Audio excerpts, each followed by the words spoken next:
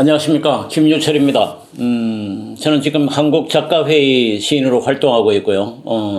오늘은 천주교 마산교구 민족화해위원회 집행위원장으로서 여러분들과 만나려고 합니다.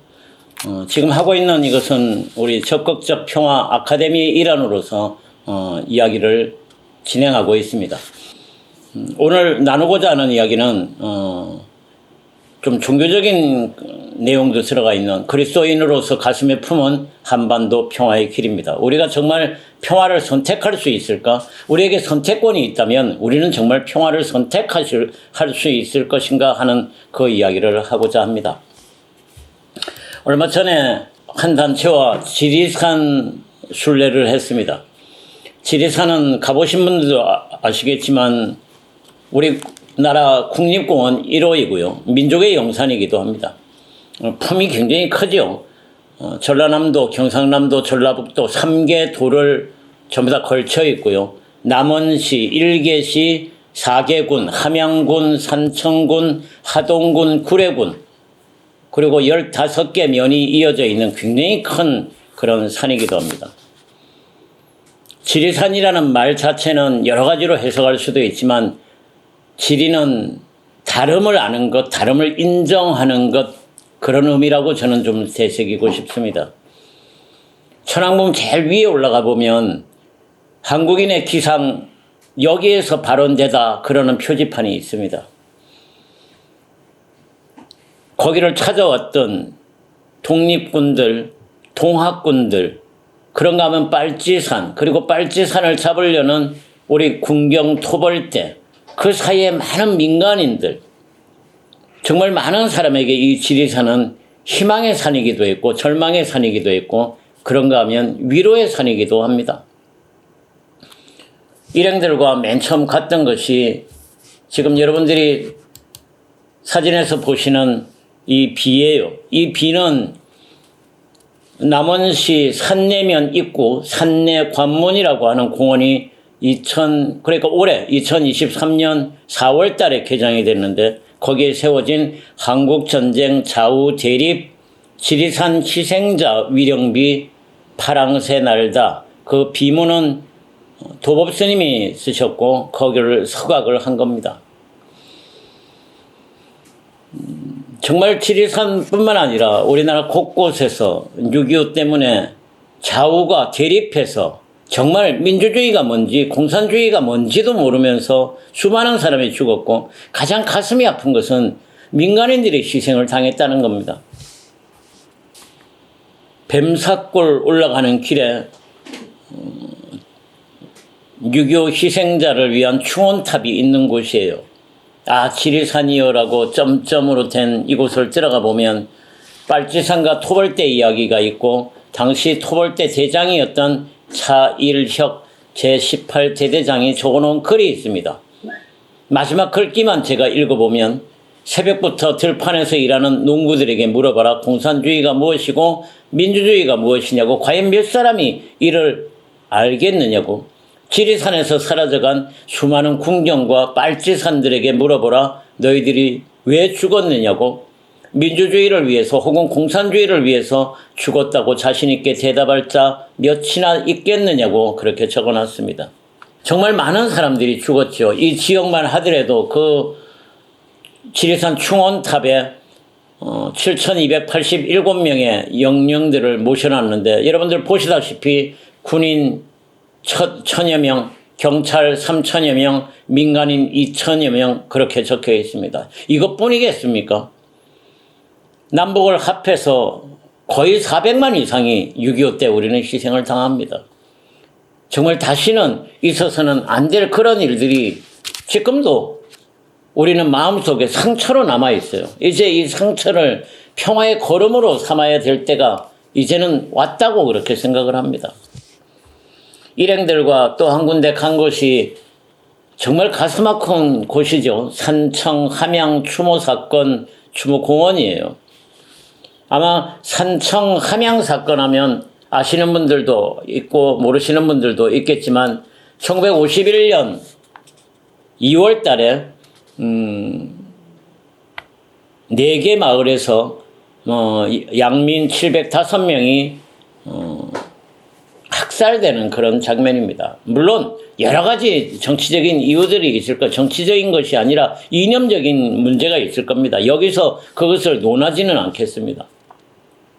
전쟁의 결과는 바로 이런 미움들이에요. 이런 증오들이에요.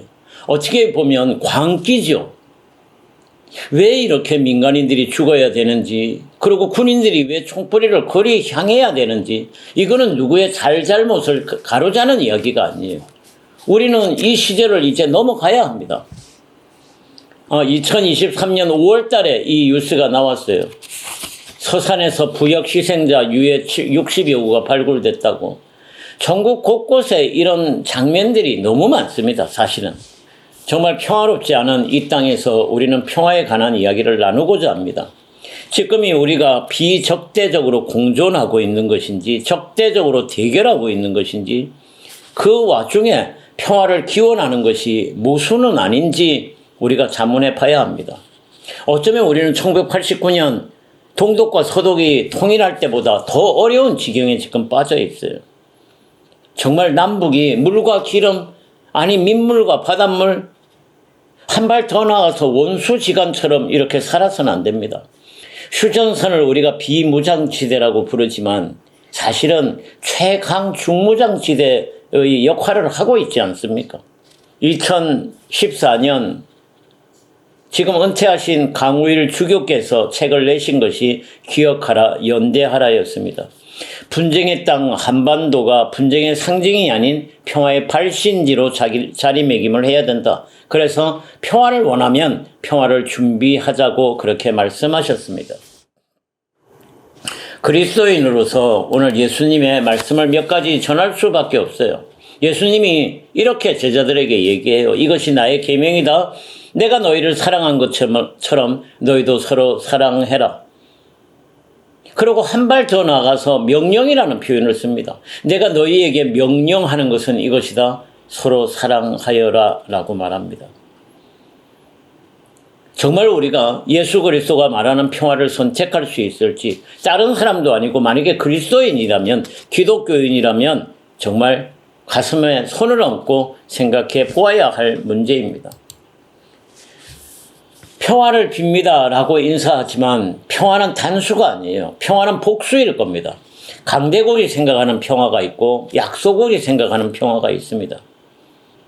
남북 분단이 80년이 가까워 오고 있어요. 한반도의 운명은 지금 열강들의 가축장이 되어 있고 우리무중 속에 있습니다. 2014년 8월달 프란치스코 교황께서 방문하셔서 첫 번째 일정으로 청와대를 들어가셨죠. 그리고 많은 고위 관직, 대통령을 비롯해서 고위 관료들이 앉아있고 천주교 주교님들이 앉은 자리에서 그렇게 말합니다. 평화라는 것은 단순히 전쟁이 없는 것이 아니라 정의의 결과입니다. 정의의 실현입니다. 한반도가 그렇게 전쟁으로 그리고 평화의 부재로서 고통을 받아왔는데 남북의 화해야말로 평화로 가는 유일한 길이고 확실한 길입니다. 라고 그렇게 이야기를 합니다. 3일 후 8월 17일 날 교황께서는 대전에서 열린 아시아 청년대회에서 다시 한번 세계 청년들에게 이야기를 합니다. 여러분들은 세상의 평화를 외치는 전령이 되십시오라고. 그리스도인은 평화의 장인이 되십시오. 평화의 전문가가 되십시오. 평화의 기술자가 되라고 이야기를 합니다. 프란치스코 교황께서 한국을 떠나기 바로 전날 명동성당에서 평화와 화해를 위한 미사를 합니다. 이 미사의 이름이 다른 게 아니에요. 평화와 화해를 위한 미사였어요. 그것은 한국 천주교회와 그리스도인들에게 의무를 주는 거예요. 여러분들이 무엇을 해야 될지 평화로서 일을 하고 화해의 일을 하라고 하는 그런 기도였습니다. 아무튼 올해는 지금도 휴전을 했지만 휴전이란 이름으로 전쟁 중인 나라예요. 무려 73년째. 핵무기에 둘러싸여 있고 핵전쟁터로 변할 수도 있습니다. 과연 우리가 어떤 평화를 원하는지. 저는 인류가 한 일 중에 가장 어리석은 일, 제가 허당질이라고 표현했는데 인류가 한 가장 어리석은 일이 핵폭탄을 만든 거라고 생각이 듭니다. 1939년 미국이 우라늄위원회를 만들고 42년 맨하탄 프로젝트는 핵폭탄 제조 사업이었어요. 그리고 1945년 007 영화 같은 코드네임 트리니티, 이것은 핵실험이었어요. 그러고 나서 8월 6일 날 드디어 인류는 뻥 하고 핵폭탄을 터뜨립니다. 합천에 원폭 자료관이 있는데, 경남 합천에 원폭 피해자 복지회관 옆에 원폭 자료관이 있는데 거기에 있는 거를 제가 찍어 온 거예요.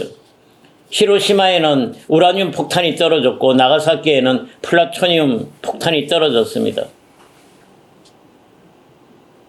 민간인에게 핵폭탄이 떨어진 거예요. 어떠한 이유든. 반경 2km의 생명체 모든 것이 다 죽었습니다. 핵의 시대가 열린 거예요. 가톨릭에 열심한 분들은 8월 6일이 무슨 날인 줄 알 겁니다. 핵폭탄이 떨어진 8월 6일은 가톨릭 전례적으로 주님의 거룩한 변모축일이에요. 성경에 보면 예수님이 시나이 산에 올라갔을 때 제자들 앞에서 빛나는 모습으로 변모하고 하늘에서 이는 내가 사랑하는 아들이다 라는 소리가 들리던 그날 핵시대가 열려버린 거예요. 도대체 인간이 무슨 일을 시작을 한 겁니까? 어떻게 보면 이것은 인류의 집단 자살의 시작이에요. 다시 한번 핵폭탄이 떨어지면 핵폭탄이 지금 몇 개나 있다고 생각하세요? 조금 이따가 제가 보여드릴게요. 핵폭탄을 둘러싼 사람들은 많습니다. 현대 물리학의 아버지라고 불리우는 아인슈타인이나 닐스 보어는 맨하탄 프로젝트에 자문했고 그 옆에 있는 분이 오펜하이머, 실라르드 그리고 베인브리지 같은 사람은 실제 핵실험이 벌어졌을 때 욕 같은 이야기를 했어요. 우리 정말 나쁜 사람들이라고. 제가 욕을 여기서는 안 하겠어요. 여러분들이 한번 상상해 보세요. 우린 정말 뭐가 됐다고 그런 식으로 얘기를 했어요. 그러나 루즈벨트나 처칠이나 트루먼 정치인들의 생각은 좀 달랐습니다. 1945년 8월 6일 핵폭탄을 투하를 승인한 트루먼 대통령은 그날 아침 일기장에 이렇게 적힌 것이 기록에 남아 있습니다. 유감스럽게도 그는 이렇게 말합니다. 핵폭탄을 우리에게 보내주신 하나님께 감사드립니다. 핵폭탄을 하나님의 뜻대로 사용할 수 있도록 인도해 주시기를 기도합니다. 라고 말했습니다. 우리는 평화를 말하지만 평화를 깨트릴 수 있어요. 우리는 평화를 말하면서 어둠과 손잡을 수 있고 스스로 악이 될 수 있다는 점을 명심해야 합니다. 1945년 8월 6일 날 그렇게 히로시마와 나가사키에 핵폭탄이 떨어진 장면들이잖아요. 그 옆에 있는 장면은 그 당시 히로시마 통조림 공장에서 일하던 할머니예요. 이건 한국에 돌아와서 찍은 사진입니다. 팔이 보이십니까? 팔 피부가? 일본 원폭 피해자들의 사진이에요. 원폭이 왜 문제가 되느냐면 당사자에게 끝나지 않는다는 거예요. 2세, 3세 유전이 되는 이 문제가 있습니다. 합천 원폭 피해자 복지회관 뒤에 위령각에 있는 희생자들의 위패입니다. 나가사키와 히로시마에서 43,000명의 원폭 피해자들이 한국으로 들어왔고요. 그분들 중에 대부분이 합천에서 살았습니다. 2016년에 미국 오바마 대통령이 처음으로 히로시마를 방문했었고요. 여러분들 알다시피 얼마 전 G7 때 우리나라 윤석열 대통령과 일본의 기시다 총리가 같이 조선 희생자 탑에 참배하기도 했습니다. 원자폭탄에 의해 가지고 2차 세계대전이 끝나고 태평양 전쟁이 끝나고 한국 식민지가 끝났지만 평화의 지구촌이 되지 않았습니다. 지금 보시는 장면은 2023년 6월달 연합뉴스에 공개된 그 자료입니다. 세계의 핵탄두가 무려 12,520개나 있다고. 이게 바로 2023년 6월달에 이렇게 발표가 됐어요. 인류를 위한다는 과학이 그 과학기술로 인해서 지구를 송두리째 파괴하고도 지금 남습니다. 지금 이 자료에 의하면 러시아가 제일 많고 북한도 무려 40개나 갖고 있는 걸로 이렇게 되어 있어요. 한반도는 지금 분명히 한반도는 하나지만 한반도 이국 시대를 지내고 있습니다. 1945년 해방과 동시에 남북은 분단됐고 언어와 외모가 달라진 80여 년에 가까운 세월입니다. 6.25 전쟁 때 얼마나 많은 사람이 죽었습니까? 남북 합해서 그렇고요. 군인들도 죽었고요. 남한의 시설, 북한의 시설, 우리의 3턴은 모두 송두리째 날아간 거잖아요. 그럼에도 불구하고 남과 북의 화해를 위해서 새로운 모색을 했습니다. 72년도에 박정희 대통령과 김일성 주석이 대리인들을 앞세우고 7.4 공동성명을 했고요. 2000년에 김대중 대통령이, 2007년에 노무현 대통령이 각각 북한을 방문했었습니다. 그리고 2018년에 문재인 대통령과 김정은 국무위원장이 판문점에서 만나고 몇 번이나 그렇게 평양에서도 만나고 시도를 했지만 결론적으로 우리는 실패의 길을 걸었어요.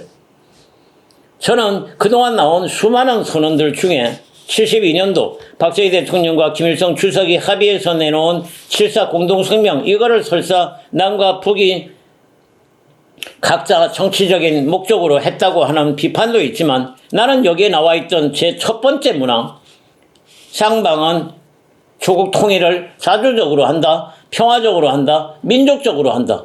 나는 이 이상 뛰어넘는 선언은 없다고 봅니다.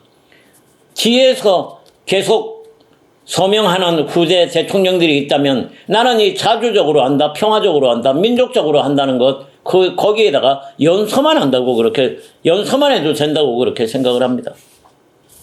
한때 개성공업지구가 있었죠. 2000년 6.15 선언의 후속물로 인해 가지고 2003년에 시작이 됐고 2012년에 123개 업체 그리고 북측 노동자 5만 명에 가까운 사람이 일을 했지만 2016년 북한의 핵실험으로 인해서 가동이 중단됐습니다.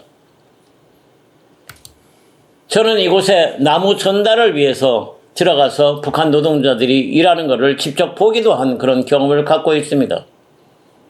그럼에도 불구하고 북한의 6차 핵실험으로 인해서 2016년 2월 10일 개성공단이 폐쇄됐습니다. 정말 어려운 지경에 빠졌죠. 지금까지도 이쪽으로 가지 못하고 있습니다. 앞으로 다시 열린다면 우리는 어떻게 남북의 협력으로 가야 할지 좀 고민해야 되는 대목이기도 합니다. 북한의 핵실험은 분명히 우리에게는 뜨거운 얼음입니다.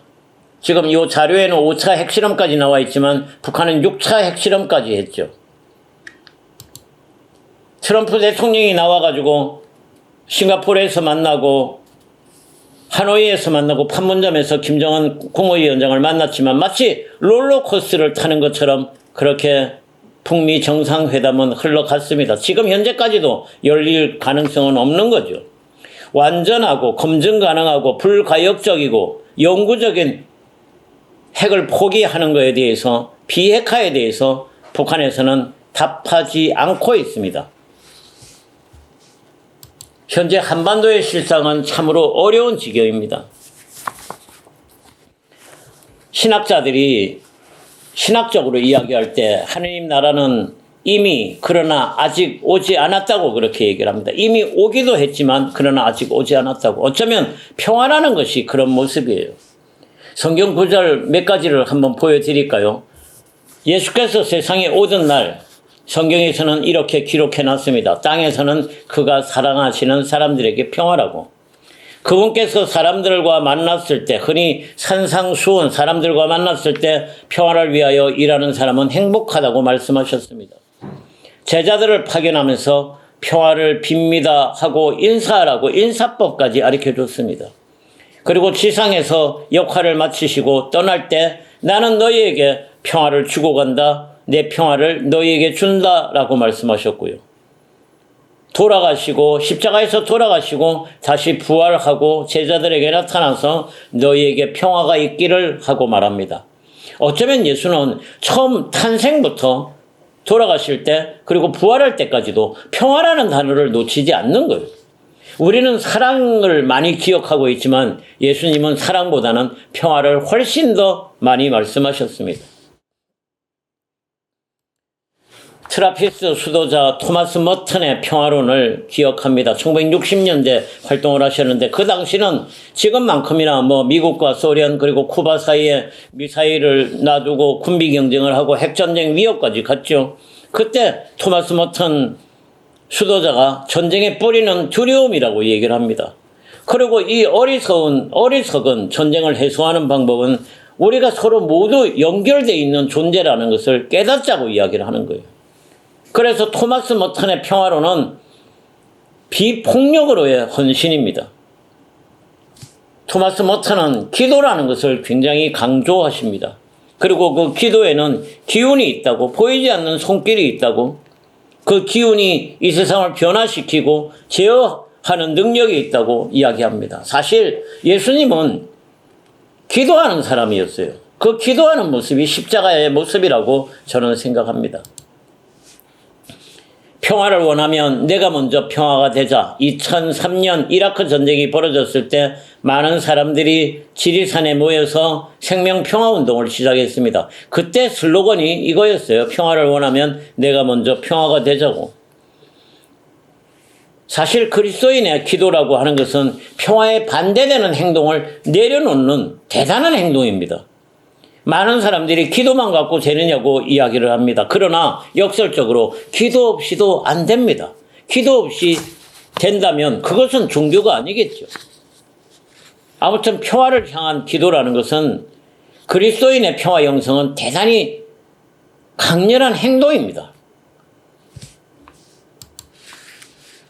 교종 프란치스코께서 2014년 한국에 왔을 때 평화는 정의의 결과라고 그렇게 말씀하셨습니다.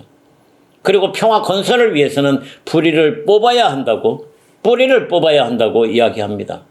정말 많은 사람들이 본 책이죠. 2010년에 마이클 셀던이 발표한 정의란 무엇인가. 그런데 이 제목보다는 부제를 유심히 봤었어야 돼요. What's the right thing to do? 라고 하는 무엇이 옳은 일인가 라고 이야기를 합니다. 마이클 셀던은. 한마디로 그것은 정의를 정의하자라고 하는 이야기예요. 우리는 정의를 정의해야 합니다. 많은 사람들이 신학적으로든 학술적으로든 정의로운 전쟁을 이야기합니다. 부시 대통령이 이라크 전쟁을 했을 때 그 전쟁을 정의로운 전쟁이라고 불렀지만 정의로운 전쟁이 가능할까요? 정의로운 전쟁이라고 하는 말은 말이 아름답고 그 학설이 훌륭한 학설이지만 인류 역사상 정의로운 전쟁은 단 한 번도 없었습니다. 여러분들이 한번 꼽아보십시오. 무엇이 정의로운 전쟁이었는지. 십자군 전쟁이 정의로웠나요? 이라크 전쟁이 정의로웠나요? 수많은 전쟁들은 정의롭지 않았습니다. 설사 정의로운 전쟁을 받아들인다 하더라도 지금 같은 핵무기 시대에 적정 수준의 방어 전쟁이라는 건 불가능합니다. 한쪽에서 핵폭탄을 쏘는데 그게 어떻게 적정 수준의 방어 전쟁이 가능합니까? 정의 전쟁이라는 말보다는 전쟁이 갖고 오는 비야만성, 비인도성, 어리석음에 대해서 고발해야 합니다. 묵자라고 하는 혹시 옛날 성인을 기억하나요? 묵자라는 책에서 이야기를 하죠. 한 사람을 죽이면 살인이라고 얘기를 하는데 100사람을 죽이는 전쟁을 하고 나면 영웅이라고 이야기를 한다. 이게 말이 되느냐라고 이야기를 합니다. 아까 민간인 죽었던 사진을 기억하나요? 전쟁은 우리 모두를 광기로 불러일으킵니다. 정의라는 것은 없습니다. 천주교에서는 가톨릭 교리서 2309조의 정당 방위에 대해서 이야기합니다. 정당 방위가 되려면 이거를 지켜야 된다고 굉장히 자세하게 얘기를 해놨습니다. 그러나 정당 방위를 이야기하는 것은 정의로운 전쟁이라는 이야기가 아니라 전쟁을 하지 말자는 명령입니다. 하지 말자는 말입니다. 이것은. 전쟁으로 가장 상처받는 것이 무엇이라고 생각합니까? 전쟁으로 인해서 가장 상처받는 것은 진실이라는 문제예요. 첫 번째로 이 전쟁이 필요하다라고 이야기하고요. 두 번째로 이 전쟁을 하려면 핵무기가 필요하다고 얘기하고요. 세 번째, 이 전쟁은 정의로운 전쟁이라고 이야기를 합니다. 이런 거짓이 믿음으로 굳어져 버리는 거예요. 한마디로 얘기해서 그리스도인이 갖는 평화 영성의 실천은 진실을 이야기해야 되는 거예요. 전쟁이란 건 해서는 안 된다. 전쟁을 하면 모두 광기에 빠진다라고 이야기해야 됩니다. 그리고 우리가 모두 그런 거에 굳어 있어서는 안 된다고 이야기를 해야 되죠. 지금 돌아가신 장익 주교님께서 언젠가 민족화의 일치의 기도의 날에 인터뷰를 하셨습니다. 그때 기자가 물어보거든요. 북한 교회 재건을 어떻게 해야 합니까? 라고 물어보니까 장익 주교님이 대답하시기를 통일되면 북한에 가서 성당 짓는 게 첫 번째가 되면 안 됩니다. 라고 대답을 하십니다. 북한 형제들이 아쉬운 것부터 좀 들어주고 도와주는 게 우선 되어야 합니다. 성당을 구경도 못 해보고 몇십 년을 산 사람들에게 생색내지 말고 드러나지 않게 소리 없이 도와주는 게 중요하다라고 이야기를 합니다. 예수님의 사목의 모습을 보면 딱 두 개, 환대와 치유라고 할 수 있습니다. 누구나 다 가슴에 안는 환대였고요. 그 사람이 갖고 있는 몸과 마음의 병을 치유해 주는 거죠. 우리에게는 그런 자세가 필요할 겁니다. 아니, 그래야지 예수님의 제자라고 불릴 수 있을 거라고 생각합니다. 2015년 6월 1일 날 분단 70년을 맞으면서 한국천주교회의 반성과 다짐이라고 하는 보도 자료가 나왔습니다. 아마 이때 지금 여러분들 보실 땐 제가 노랗게 색칠을 해놨는데요. 거기에 보면 우리 교회는 한반도 분단 70년 올해를 평화의 원년으로 삼고자 합니다. 라고 해놨습니다. 정말 우리는 벌써 8년 전에 나온 자료지만 우리는 언제나 평화의 원년으로 삼고서 다시 시작을 해야 됩니다.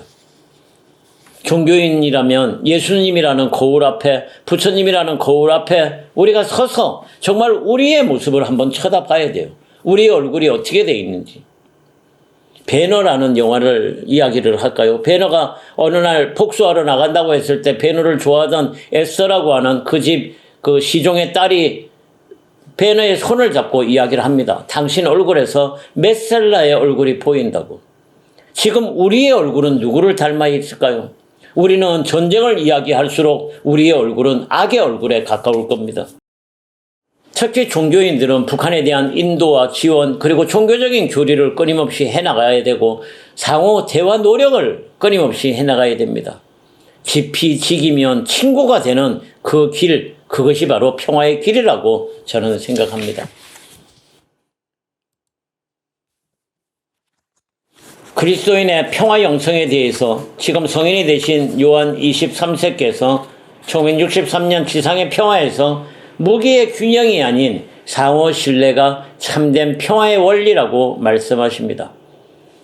바로 요 직전 교황이었던 베네딕토 16세께서 2006년 무기를 생산하고 개발하는 한 평화로운 미래는 결코 오지 않을 거라고 그렇게 말씀하십니다. 지금 현재 프란치스코 교황께서는 자비의 얼굴이라는 칙서에서 전쟁은 불의와 부패의 결과니까 그거를 고발할 수 있는 용기를 내라고 그렇게 얘기를 합니다. 교황들의 이 말은 시대를 고발하는 말이고 시대를 예언하는 말입니다. 우리는 참으로 상호 신뢰를 갖고 무기를 줄이고 전쟁은 나쁜 거라고 하는 고발할 수 있는 용기를 내어야 할 것입니다. 그리스도인의 평화 영성은 참으로 비폭력적 저항으로서 평화를 선택하는 일입니다. 평화를 선택한다는 것은 평화의 힘으로서 평화를 추구하는 일입니다. 그리고 선의의 세력들과 연대하고 불의를 공적으로 고발하는 일입니다. 평화는 이론인과 동시에 행동입니다. 평화는 이론만 갖고는 안 되고요. 행동만 갖고도 안 됩니다. 그래서 아까 토마스 머튼의 기도라는 이야기도 나오는 거예요. 기도가 바탕이 된 행동을 통하는 것이 종교인들의 할 일입니다.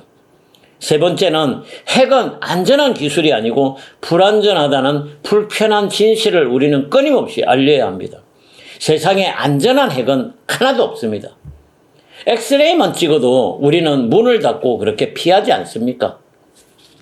그런 의미에서 불편한 진실을 계속 알려나가야 합니다. 그리스도인들에게, 앞에 제가 그리스도인이라고 표현했지만 종교인들에게 주어진 일과 주어진 길이 있습니다. 그것은 뭐니 해도 사랑의 직분입니다. 아까 그랬잖아요. 예수님께서 내가 너희에게 새 계명을 준다고. 십계명 같은 것이 아니라 새로운 계명을 준다고. 그런데 그 계명이 무엇이냐? 서로 사랑하라고 얘기를 합니다. 사랑하라는 이야기는 서로 용서하라는 이야기고 서로 같이 살으라는 이야기고 함께 걸어가라는 이야기는 마찬가지예요. 내가 너희를 사랑한 것처럼 너희도 사랑하라고. 그분이 어떻게 우리를 사랑했는지 우리가 종교인이라면 생각해 봐야 합니다. 두 번째가 화해의 직분입니다. 화해는 전문가들의 영역이 아닙니다. 화해는 정말 어쩌면 예수의 말씀의 핵심이고 그리스도인 삶의 소명이기도 합니다. 그래서 화해를 우리가 성사라고 부르는 겁니다. 과연 우리가 평화를 선택할 수 있을까? 우리는 답을 선택해야 합니다. 대답해야 합니다. 우리는 어떤 평화를 선택할 것인지. 신앙이라고 하는 것은 손쉬운 해답을 거절할 수 있는 용기를 줍니다. 군사주의가 주도하고 있는 이 핵시대의 평화 영성은 편안함을 거부하고 스스로가 비주류가 되고, 비주류가 된다는 것은 예수님의 모습을 닮아가는 거예요. 예수님의 모습을 닮아갈 때 비로소 그리스도인의 제자라고 그렇게 불리우는 사도직을 해나갈 수 있을 겁니다. 지금 보시는 이 책 크리스 해지스라고 하는 칼럼니스트가 2022년 작년에 냈는데 아직 우리나라에 번역판이 안 들어온 걸로 알고 있는데 제목 자체가 굉장히 강력해요. 가장 큰 악은 전쟁이다라고 이야기를 합니다. 맨 처음 우리가 얘기한 대로 수많은 광기가 왜 불러일으키냐? 그 자체가 악이기 때문입니다. 가장 큰 악이 전쟁이라는 생각을 한다면 우리는 모두 전쟁을 막는, 그리고 거기에서 비롯되는 평화를, 그 불의를 뽑아내고 평화를 이루어 나가야 합니다. 언젠가 2000년 6.15 선언 이후에 임동원 그 당시 장관께서 적극적 평화, 피스메이커라는 책을 내면서 적극적 평화라고 하는 그 화두를 던졌습니다. 우리가 지금 공부하는 것도 적극적 평화 아카데미인데, 적극적 평화는 70여 년, 거의 80년에 가깝게 지속되고 있는 이 냉전 구조를 해체시키는 길이 첫째다. 두 번째는 정전체제를 종식시키고 평화체제로 가는 일을 구축하자. 세 번째는 분단을 극복하고 통일로 가는 길을 마련해 보자. 그것이 적극적인 평화라고 얘기를 했습니다. 지금 이 영상을 보시는 분들에게도 저는 말씀드리고 싶습니다. 우리는 단순한 평화가 아니라 이제 적극적 평화를 품어야 되고 적극적 평화의 길로 나가야 합니다. 함께 할 수 있는 연대와 행동을 통해서 평화 체제가 구축되고, 평화가 오면 우리에게 평화로 가는 길, 하나가 되는 길이 그때 열릴 거라고 그렇게 생각됩니다. 끝내는 말씀으로서 예수님이 죽은 나자로 무덤에 갔을 때 했던 이야기는 돌을 치워라 라고 하는 말만 하십니다. 사람들이 아니에요, 안에는 모두 죽어있는 사람입니다, 이미 나자로는 죽었습니다 라고 이야기했을 때 죽은 것이 아니라고 얘기를 합니다. 돌을 치우라고. 우리 남북을 지금 가로막고 있는 돌이 있다면 그 돌을 치우면 남북은 다시 살아날 것입니다. 그것도 하나로, 평화로 그렇게 살아날 것입니다. 오늘 이야기 여기까지입니다. 고맙습니다.